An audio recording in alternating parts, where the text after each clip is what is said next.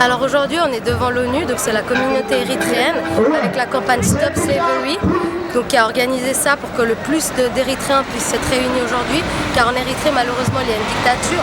Et cette semaine, donc, il y a le rapport de l'ONU qui a été établi par des envoyés spéciaux qui doivent s'occuper de ça en Érythrée.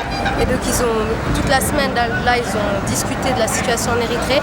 Et donc M. Guerartou, qui est l'envoyé spécial du président Isaias Afwerki, qui est un dictateur, a envoyé sa personne, M. Guerartou, qui est censé représenter les Érythréens et qui est venu ici raconter plein de mensonges sur l'Érythrée. Effectivement, l'Érythrée est une dictature, il y a plein de problèmes, il y a des prisons, il y a des enfants soldats, il y a des femmes violées à cause du dictateur, donc Isaias Afwerki.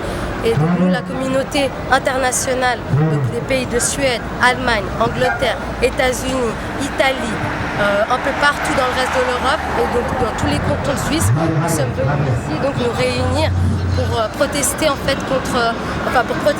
en faveur de la commission de requête qui a été faite par l'ONU envers l'Érythrée afin que la dictature cesse. Voilà.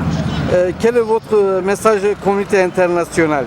Bon, mon message international, c'est qu'il serait bien que le monde commence à s'inquiéter pour l'Érythrée.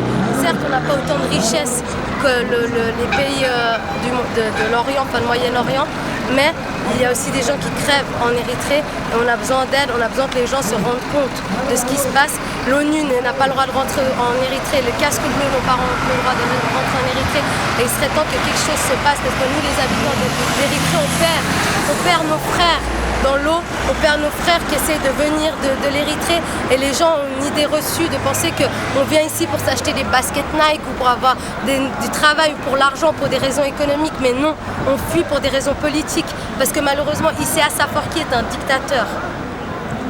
Bon courage, merci. Merci.